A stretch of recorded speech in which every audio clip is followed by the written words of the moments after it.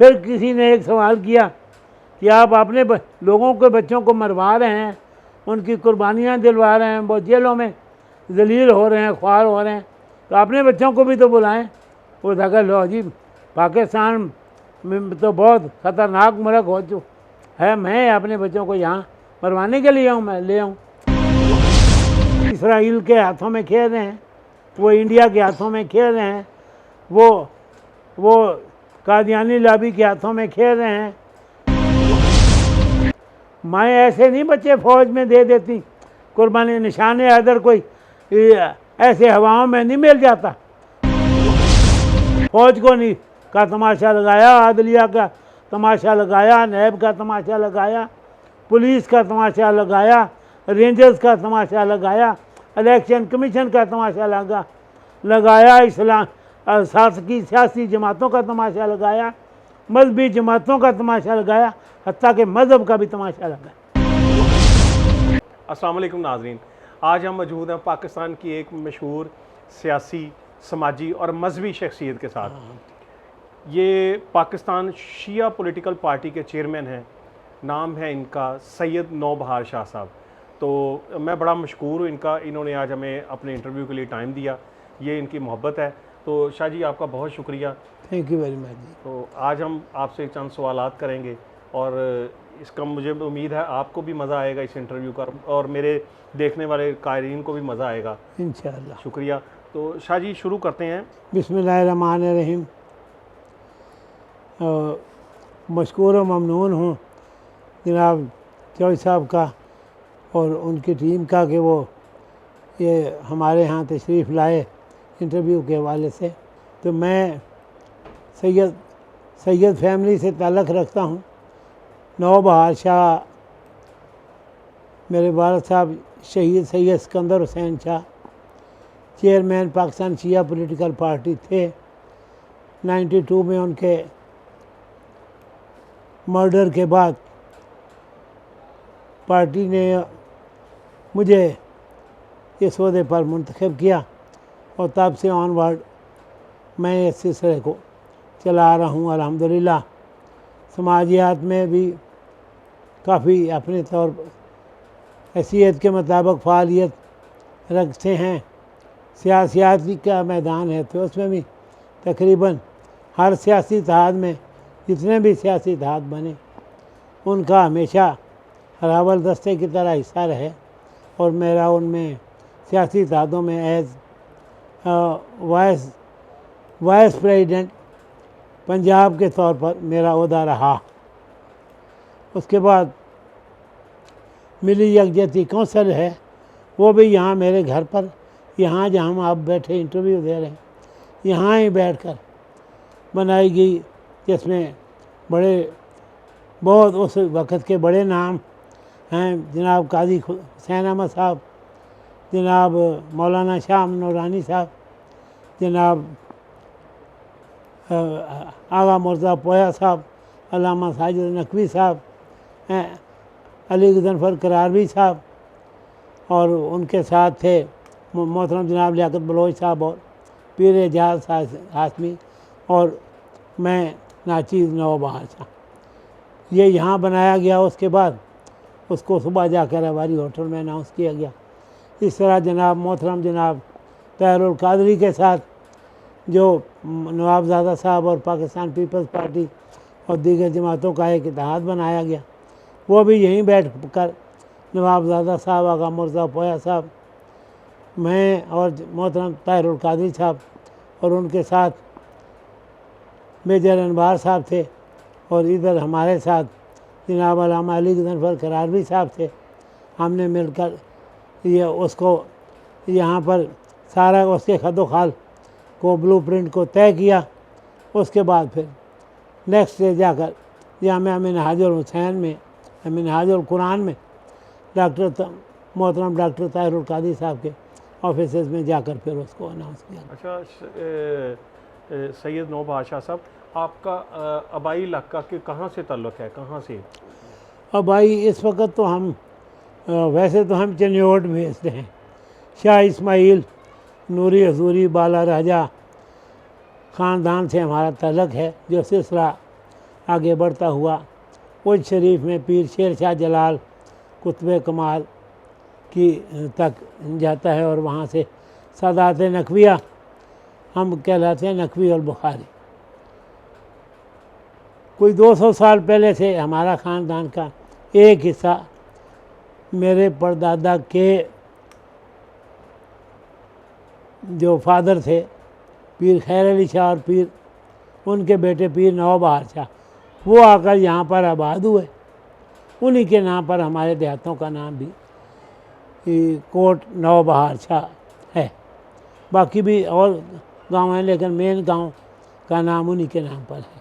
तो ये गांव कहाँ पे वाक़ ये है? डिस्ट्रिक्ट ननकाना साहब, तहसील भी ननकाना साहब है और डिस्ट्रिक्ट भी ननकाना साहब। अच्छा, ये शरकपुर से, लाहौर से हम आगे चलते हैं अब, तो यहाँ फ्रॉम डोर टू डोर जो मेरा हाउस है ना गांव वाला, ये 1 घंटे का सफ़र बनता है। लाहौर से या शरकपुर से? लाहौर से, अच्छा, लाहौर से। From Lahore to my house ये टेक्स 1 आवर। कितने गांव आपकी ज़मीन में आते हैं? आपकी कितनी ज़मीन है उधर? फिर नौबहार शाह फैमिली के वहाँ तकरीबन 2.5 पौंड 300 मरबे ज़मीन के जो मालिक हैं सारे ही, कोई 10 मरबे का, कोई 20 मरबे का, कोई 15 मरबे का, कोई 8 मरबे का, कोई 5 मरबे का, कोई 1-2 हैं 40 मरबे ज़मीन के मालिक हैं, कोई 14-15 वाले, 10-12 वाले तो अक्सरियत हैं। अल्हम्दुलिल्लाह सारे मतवम्बल फैमिली से तल्लुक़ है। बेसिक ज़मींदारी हवाले से वहाँ गंदम और चावल की क्रॉप की ज़्यादा हम काश्त करते हैं। उसमें साथ कुछ अब बागों का सिलसिला भी, अमरूद, लीमू और लीची का बागात का सिलसिला भी शुरू है अल्हम्दुलिल्लाह। बहुत प्यार और सराउंडिंग में वहाँ जो खरल फैमिली रहती है वो सारे हमारे अजदाद ने मुसलमान किए थे। वो भी, और हमने भी हमेशा बड़ा शराफत से, इज़्ज़त से, प्यार से वहाँ मकाम पाया है। 3-4 दफ़ा इधर वहाँ हम MPA हो गए हैं भाई। उसके बाद एक दफ़ा MNA भी हुए हैं और मुसलसल ये सिलसिला जारी है इंशाअल्लाह। यूनियन काउंसिल में, कई यूनियन काउंसिलों में हम और हमारे साथ जो अफिलिएटेड लोग होते हैं वो चेयरमैन बनते हैं। तो अल्लाह का शुक्र है, सिलसिला बहुत ठीक जा रहा है। और लोगों के साथ, किसी के साथ हमारी मखासमत वो इस हद तक नहीं है कि दुश्मनी की हद तक चली जाए। सियासी मुखालफत है उन लोगों के साथ जो हमारे सियासी मुखालफिन हैं, उनके साथ भी उनके शादियों गमी में आना जाना है, कोई ऐसी बात नहीं।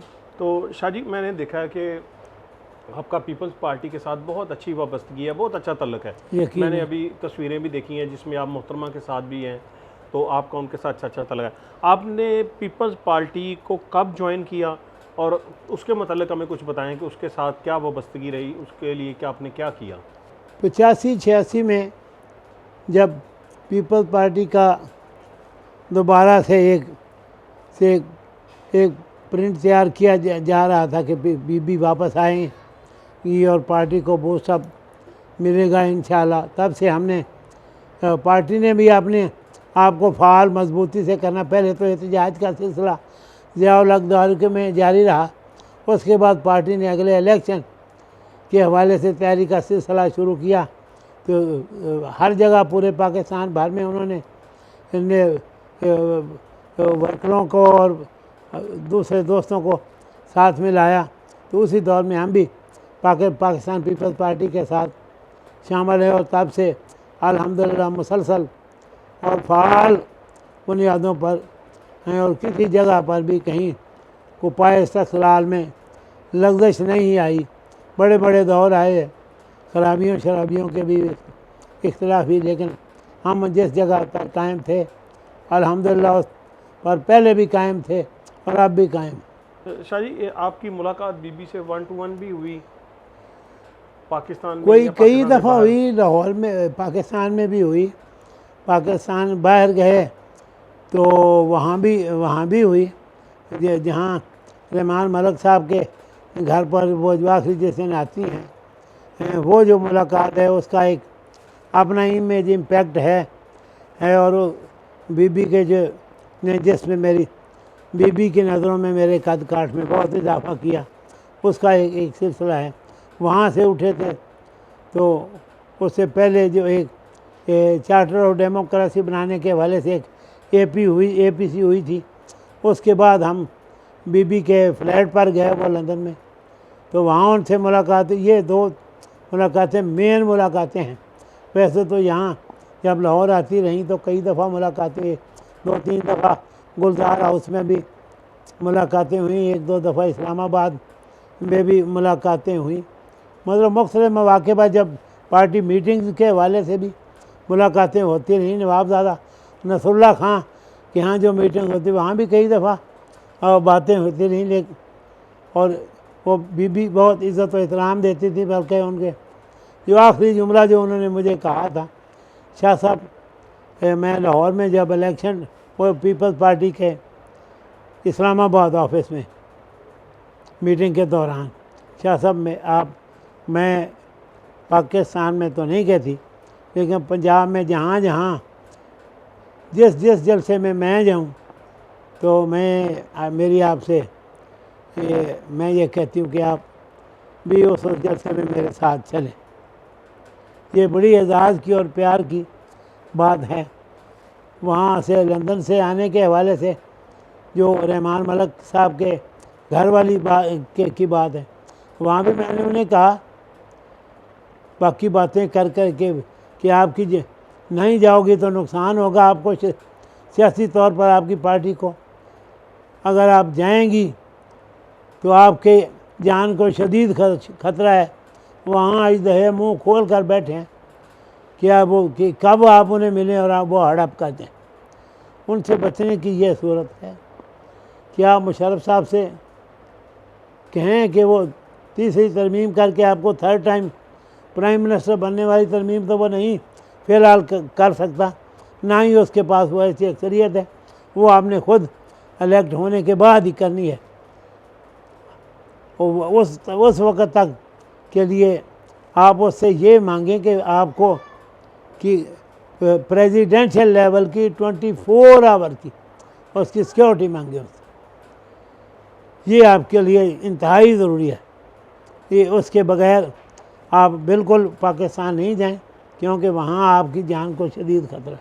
अच्छा शाह जी, ये आप हैं पाकिस्तान शिया पॉलिटिकल पार्टी के चेयरमैन, तो इस पार्टी का क्या रोल है, इसमें क्या हो रहा है, इसके मतलब हमें थोड़ा सा ब्रीफ कर दें।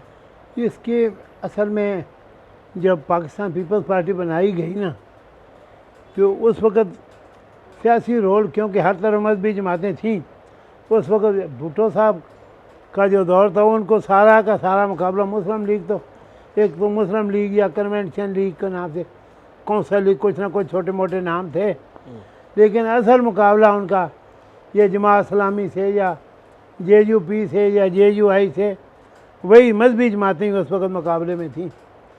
तो भुट्टो साहब ने कहा कि शिया कम्यूनिटी, क्योंकि जुल्फ़िकार अली और तलवार के हवाले से, और वैसे वो मौलवियों की हमसे बनती ही नहीं थी, वो सारे हमारे पर फतवे लेकर बैठे हुए होते थे कि हम भी चाहते थे कोई ऐसी लिबरल सी जमात सामने आए जो सबको बर्दाश्त करे, अहले सुन्नत को भी, देवबंदियों को भी, अहले हदीस को भी, हत्ता के हमारे जो गैर मुस्लिम अक़लियतें हैं उनको भी बड़े प्यार मोहब्बत से मिलकर चलें। पाकिस्तान हम सब का है, किसी एक का तो नहीं है। तो उस हवाले से ये प्लान किया गया कि एक शिया कम्यूनिटी के हवाले से भी एक पॉलिटिकल पार्टी को ऑर्गेनाइज़ किया जाए। तो ये पाकिस्तान शिया पॉलिटिकल पार्टी उस वक़्त तो पाकिस्तान पीपल्स पार्टी के ही मशवरे से और शिया जो माँ के मशवरे से ये बनाई गई। ये वो 68 में, तब से कुछ और कराची में दोस्त थे वो इसको चला रहे थे। फिर उसके बाद चलते चलते ये सिलसिला आया। मेरे वालिद साहब को इन्होंने चेयरमैन बनाया 77 के बाद यहाँ पर। वो 92 तक फिर वो चेयरमैन रहे। 92 में उनकी शहादत हो जाती। उसके बाद पार्टी के दोस्तों ने मुझे बना दिया। तब से ये सिलसिला एक जारी है और ये ज़रूरी था देने। उसके बाद भी ज़रूरत थी ना शिया सियासी जमातों की, तो तहरीक जाफरिया बनी, अल्लामा साजिद नकवी ग्रुप बन गया। अब ये राजा नासर साहब के हवाले से मजलिस इबादत मुस्लिमीन भी एक सियासी मजहबी जमात के तौर पर काम करी। तो इसी तरह बाकी भी हर मसरक में कितनी कितनी ही मजहबी कम सियासी जमातें हैं, उस तरह से हम भी चल रहे हैं और बड़ी। लेकिन हमारे मंशूर का ये हिस्सा है कि ये नहीं कि शिया ही हमारे साथ चल सकते हैं, हर मुहिब अहले बैत शख्स जो है और वो मुहिब वतन पाकिस्तानी वो हमारा मेंबर हो सकता है।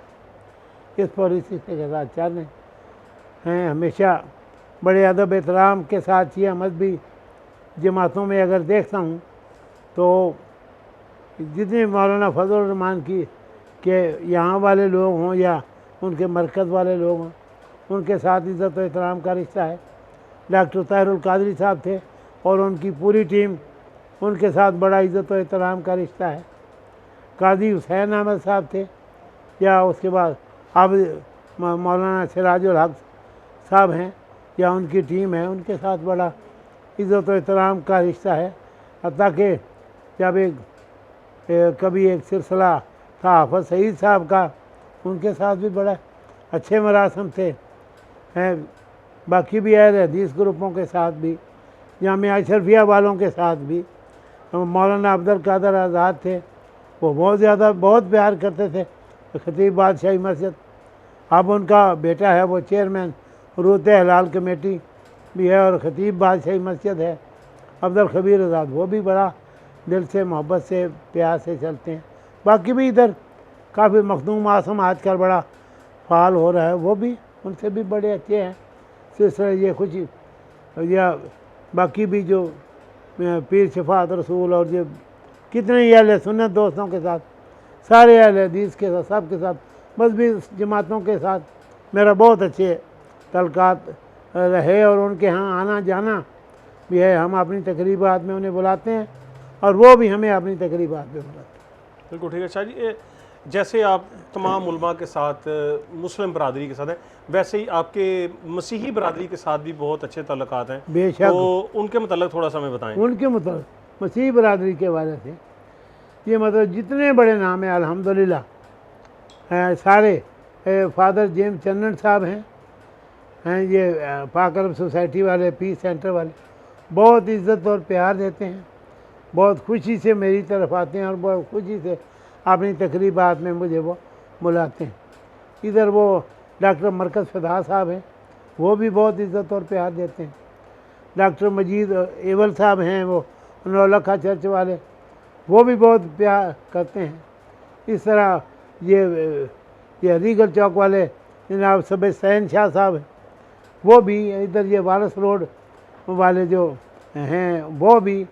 उसके बाद वो क्या थे ये कैथीड्रल वाले फौत हो गए पिछले दिनों, वो भी बड़े सारे। इधर जो गुलबर्ग में बड़ा चर्च है, क्या नाम था उनका, वो भी बड़े शौक़ प्यार से बुलाते थे, हम भी बड़े शौक़ इज्जत थे उनके यहाँ जाए। इसी तरह हिंदियों के हवाले से वो डॉक्टर मुनव्वर चंद बेचारा फौत हो गए, अल्लाह ताला उसकी मंजिलें आसान फरमाए। मज़हब दीन हर किसी का अपना अपना होता है, लेकिन हमसे उसका भी बड़ा इज़्ज़त प्यार का रिश्ता था। वो भी अपनी मुख्तलिफ़ तकरीबात, वो दिवाली और वो होली और इस तरह की तकरीबात में हमें बुलाते थे, हम जाते थे। इधर हम भी उनकी इधर क्रिश्चियन दोस्तों के भी जहाँ इनके जनाब ईसा अलैहिस्सलाम की आमद के हवाले से के दिन होते थे, तो उन्हें में सारी तकरीब बुलाते थे, हम जाते हैं। बिल्कुल ठीक इसी तरह हजूर पाक के हवाले से या इमाम हुसैन अलैहिस्सलाम के हवाले से या मौला कायनात हज़रत अली अलैहिस्सलाम के हवाले से हमारी कोई तकरीब होती है, हम भी बुलाते हैं, वो भी आते हैं, ऐसी कोई नहीं बात। एक दफ़ा ऐसा मौका आया कि जनाब ईसा अलैहिस्सलाम की आमद का दिन और जनाब हजूर पाक सल्लल्लाहु अलैहि वसल्लम की आमद का दिन वो एक ही डेट पर आ गया। तो फिर कई चर्चों में और हमारे अपने दफ्तरों में, अदारों में हमने मिलकर क्रिश्चियन और मुस्लिम दोस्तों ने इकट्ठे केक काटे। माशाल्लाह। तो ये पाकिस्तान में अक़लीतें बहुत शानदार और पुरअमन तरीके से रहे। मेरे ख्याल पूरी दुनिया में शायद जैसे इधर कोई इक्का दुक्का खाल खाल कोई वाक़या शायद कोई आया हो, वो कोई 2 दिन बाद सिमट गया, कोई 4 दिन के बाद सिमट गया, कोई उसी दिन ही सिमट गया और लोग फिर उसी तरह कोई मतलब बाकी अक़लीतों को पंजाब में तो चलो कम है, क्रिश्चियन कम्युनिटी तो पंजाब के हर शहर में है, हर देहात में है, हर कस्बे में है। तो बड़े सुकून अमन आराम से रह रहे हैं कि नहीं रह रहे। उधर हिंदू बरादरी के लोग हैं कराची में या सिंध में, तो बड़े बड़े कारोबारी लोग हैं, बड़े फाल और मजबूत अंदाज से वो काम कर रहे हैं और उनको किसी किस्म का कोई ख़तरा वतरा नहीं। इधर कुछ सिख कम्युनिटी के लोग, इधर सारा आदमी काफ़ी लोग सारा सिख कम्युनिटी के वाले थे, वो भी अपनी बड़ी फालियत से रह रहे हैं। ननकाना साहब सेंटर ऑफ पाकिस्तान में है, मेरा अपना डिस्ट्रिक्ट भी है, बड़ा गुरुद्वारा है, लोगों का आना बहुत इज़्ज़त और एहतराम का रिश्ता, उनके साथ भी दोस्तियाँ भी हैं। जब कभी उनकी कोई तकरीब होती हैं वो बुलाते भी हैं, हम भी जाते हैं। पूरी दुनिया से वहाँ सिख कम्युनिटी के लोग आते हैं अल्हम्दुलिल्लाह। तो बहुत शानदार यादें लेकर जाते हैं कि पाकिस्तान में गए हैं तो हमें वहाँ पर से कोई अक़लियत ही हम नहीं महसूस किया खुद को, हमने अपने आप को वहाँ पर मजबूत और खुशबूदार माहौल में पाया। माशाल्लाह माशाल्लाह। अच्छा शाह जी, ये एक और सवाल मेरे अभी ज़हन में आया कि मोहतरमा के जाने के बाद, उनकी शहादत के बाद आपके जरदारी साहब से या बिलावल साहब से भी उसी तरह अच्छे ताल्लुकात हैं? इंशाअल्लाह बिल्कुल उसी तरह बढ़े इज़्ज़त और एहतराम के रिश्ते हैं। कई बार मुलाकातें भी हुई हैं और इंशाअल्लाह अब वो फिर आए हुए हैं तो उनसे फिर मुलाकात एक आध दिन में मुतवक्को है। तो वो बड़ी इज़्ज़त प्यार देते हैं, सच्ची बात है। इसीलिए कभी जब बुरे से बुरा दौर भी आया तो बड़ी बड़ी आफतें भी आईं, बड़ी आफत भी आई कि इधर आ जाएं और ये इधर आ जाएं। तो वो मैंने कहा यार हमारे पास पीपल्स पार्टी के लिए कोई गिला ही कोई नहीं, या तो हमें वो किसी हवाले से इग्नोर करते ना, कहीं भी जब भी उन्होंने हमें हमेशा इज़्ज़त दिया, प्यार दिया और खुश दिली से किया। अगर हमारे किसी मद्दे मुकाबल ने हमारे ख़िलाफ़ भी कोई बात करने की ज़रूरत की तो तब भी उसका भी मुँह उन्होंने बंद कर किया। जी शाह साहब बान जो हैं ये हमारे अच्छे दोस्त और साथी और विनर कैंडिडेट्स हैं, हम इनको इग्नोर नहीं कर सकते। अच्छा, तो जब इज़्ज़त के बदले इज़्ज़त मिले और क्या चाहिए। बिल्कुल ठीक है शाह जी। ये मैं लास्ट में एक आपसे क्वेश्चन करना चाहूँगा, ये 9 मई के हवाले से मैं आपसे पूछना चाहूँगा, इसके ऊपर को रोशनी डालें, ये जो वाक़या हुआ है। 9 मई के हवाले से मैंने बड़ी बातें की हैं। खान साहब की जो बनना है ना, मुझे उससे था, मैंने डॉक्टर इसरार साहब और हकीम सईद साहब से पहले ये कही बात कि खान साहब जो हैं ये जब इनकी पार्टी को बनाया गया, लॉन्च किया गया और मुझे महसूस हुआ कि ये खान साहब को लॉन्च किया जा रहा है पॉलिटिकली, इसका मतलब है कि वो इससे कोई काम लेना चाहते हैं। तो तब मैंने कहा ये बंदा खिलाड़ी है और अनाड़ी है, सियासत की ABC नहीं जानता है, और जो इसको लॉन्च कर रहे हैं इसके हेड मास्टर वाइस वाले, वो उनका सिर्फ़ और सिर्फ एक ही मकसद है कि they want to destabilise the Pakistan. और ये बातें मैंने उसकी हुकूमत के दौरान भी कही। जब उसके ने पाकिस्तान की हुकूमत 3 माह का, उसने 90 दिन का कहा और 90 दिन के बजाय 900 दिन में भी कुछ डिलीवर नहीं कर पाया, तो मैंने फिर फौजियों को भी ये कहा, मैं आखिर मैं तुमसे ज़्यादा मुहिब वतन पाकिस्तानी हूँ, मैं किसी बड़े से बड़े जज से या जर्नैल से या सियासतदान से ज़्यादा मुहिब वतन पाकिस्तानी और मुसलमान हूँ, और मुझे इस पाकिस्तान के मजबूती देखना चाहता हूँ। इसकी किसी किस्म की कमज़ोरी मैं बर्दाश्त नहीं कर सकता। क्योंकि हमारी 1 इंच इस मुल्क से बाहर ज़मीन नहीं और 1 रुपया इस मुल्क से बाहर नहीं। हमारे अजदाद यहाँ बाइज़्ज़त तरीके से रहे और यहाँ दफन है। और मैं भी ये चाहता हूँ कि हमारे बच्चे और अगली नस्ल यहाँ पर बाइज़्ज़त और बावख्तियार तरीके से रहें, आबाद और शाद हों, तरक्की करें, फलें फूलें और हम उनके हाथों में जब मरें तो यहाँ बाइज़्ज़त तौर पर यहीं दफन। इसलिए मुझे पाकिस्तान बहुत प्यारा है। लेकिन खान साहब पता नहीं किसके एजेंडे पर, जो मैं क्या बहुत पहले बात कर चुका, 25 साल पहले शायद हो गए होंगे, उसी एजेंडे पे खेल रहे।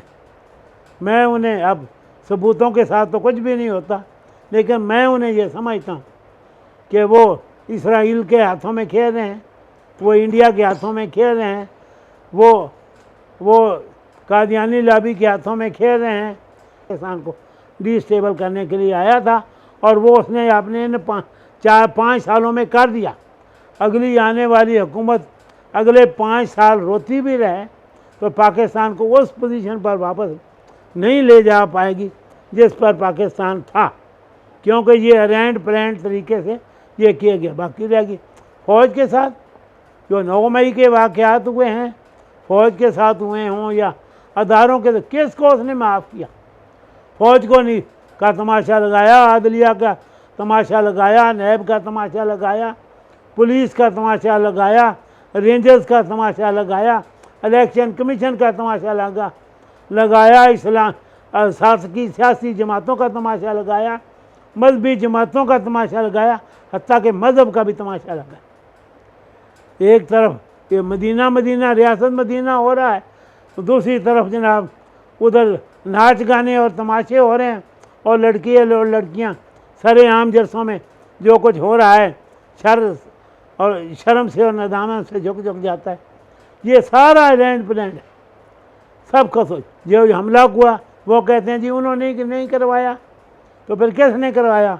आज मीडिया के दौर में हर तरह की फुटेज मौजूद है, हर किस्म की ऑडियो वॉइसेस मौजूद हैं, वीडियो वॉइसेस मौजूद हैं। हाँ, रिकॉर्डिंग की आज बहुत बड़े तरीक़ेकार मौजूद हैं, सेटेलाइट के ज़रिए रिकॉर्डिंगें हुई हैं। उसके अलावा इसके बावजूद वो इस तरह से कोई कहे कि ये PTI ने नहीं किया, किसी और ने किया है, तो फिर वो अपने आप को धोखा दे। दुनिया तो ये इस धोखे में नहीं आने वाली।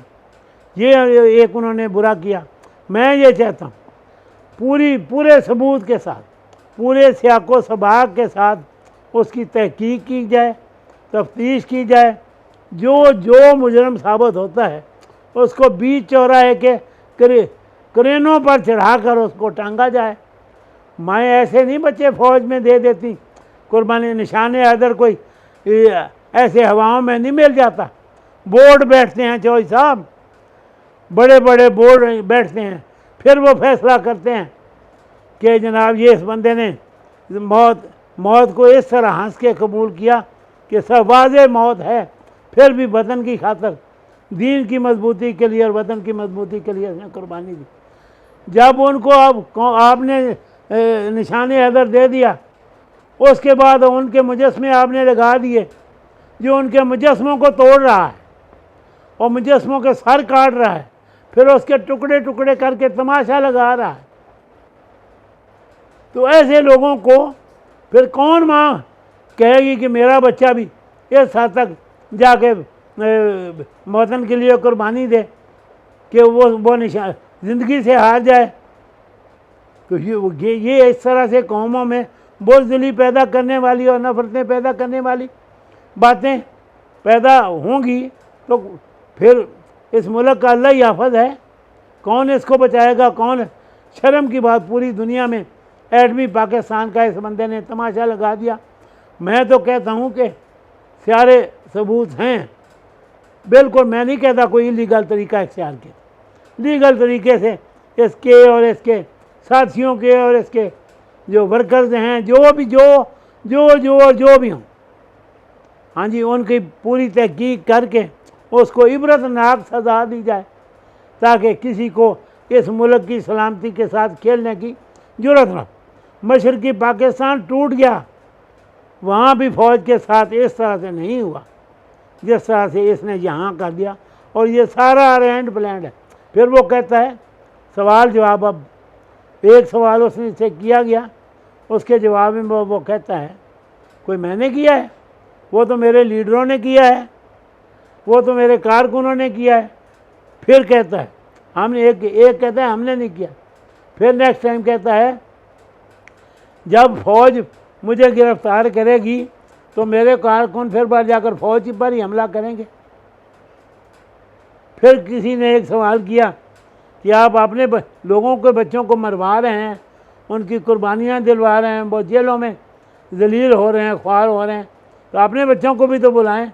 वो लगा लो जी पाकिस्तान में तो बहुत ख़तरनाक मुल्क हो चुका है, मैं अपने बच्चों को यहाँ मरवाने के लिए आऊँ, मैं ले आऊँ, मैं कभी भी अपने बच्चों को इधर नहीं लाऊंगा। या ये हुकूमत करने के लिए उसके अब्बा जी की स्टेट है जिस पर वो हुकूमत करने आया था, लोगों के बच्चों मरवाता है, लोगों के बच्चों को जेल की अजीज़ें तकलीफ़ें दिलवाता है और ख़ुद अपने बच्चों के साथ को कहता है कि उधर सुकून आराम से रहे। बहुत शुक्रिया। आज हम थे सैयद नौबहार शाह साहब के साथ, एक बहुत अच्छी गुफ्तगू हुई, एक बहुत ही पुरअसर बातें इन्होंने की जिन्हें सुनकर हम महसूस हुए और हमारे नाज़रीन भी हुए होंगे। मुझे बहुत अच्छा लगा शाह जी आपके साथ बातचीत करके। थैंक यू वेरी मच अल्लाह जी। ताला आपको लंबी ज़िंदगी दे, इज़्ज़त दे, सेहत तंदुरुस्ती दे। तो सब बड़ी शफ़क़त, बहुत मेहरबानी, बहुत शुक्रिया नाज़रीन, आपके प्यार का शुक्रिया, आप आए, आपका आपके दोस्तों का बहुत शुक्रिया बहुत नाज़रीन। इंशाअल्लाह ताला आपकी खिदमत में फिर हाज़िर होंगे। मैं शुक्रिया अदा करता हूँ दोबारा सैयद नौबहार शाह साहब का, अपनी टीम का। मैं हूँ आपका होस्ट अजीम चौधरी, कैमरामैन ज़ीशान यूसुफ के साथ। शुक्रिया।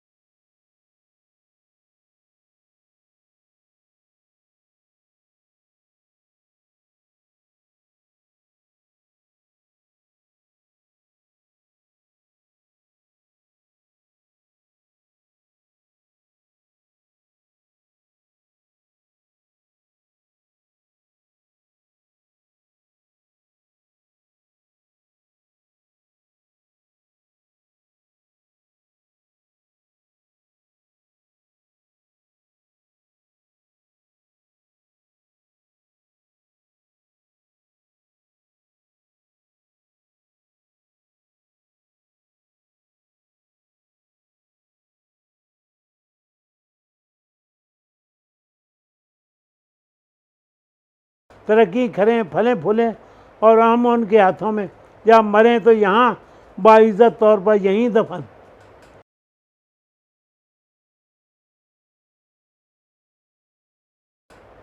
फिर किसी ने एक सवाल किया कि आप अपने लोगों के बच्चों को मरवा रहे हैं, उनकी कुर्बानियाँ दिलवा रहे हैं, वो जेलों में जलील हो रहे हैं, ख्वार हो रहे हैं, तो अपने बच्चों को भी तो बुलाएं।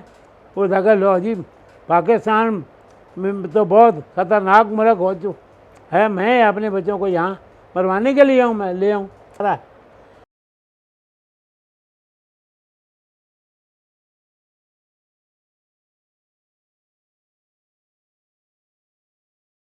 कि सवाज़ मौत है, फिर भी वतन की खातर, दीन की मजबूती के लिए और वतन की मजबूती के लिए उसने कुर्बानी दी।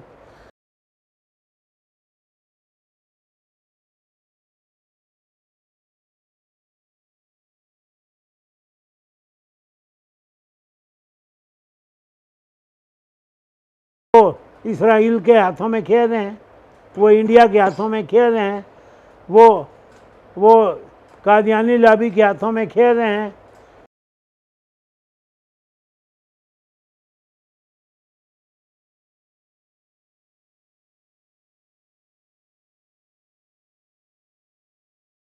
माएँ ऐसे नहीं बच्चे फौज में दे देती कुर्बानी, निशाने अदर कोई ऐसे हवाओं में नहीं मिल जाता।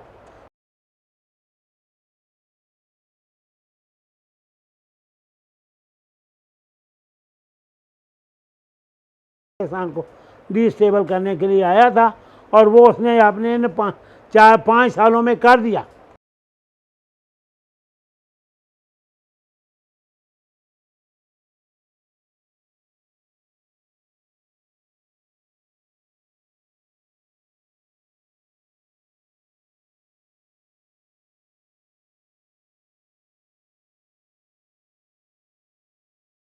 फौज को नहीं का तमाशा लगाया, आदलिया का तमाशा लगाया, नैब का तमाशा लगाया, पुलिस का तमाशा लगाया, रेंजर्स का तमाशा लगाया, इलेक्शन कमीशन का तमाशा लगाया, इस्लाम शासकीय सियासी जमातों का तमाशा लगाया, मजहबी जमातों का तमाशा लगाया, हत्ता के मज़हब का भी तमाशा लगाया।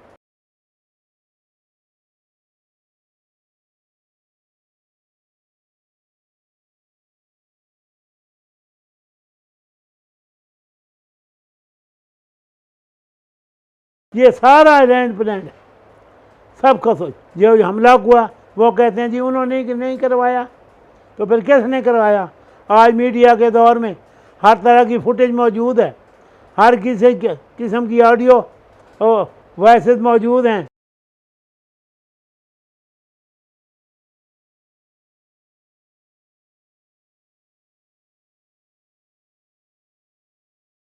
तो फिर वो अपने आप को धोखा दे, दुनिया तो ये इस धोखे में नहीं आने वाली।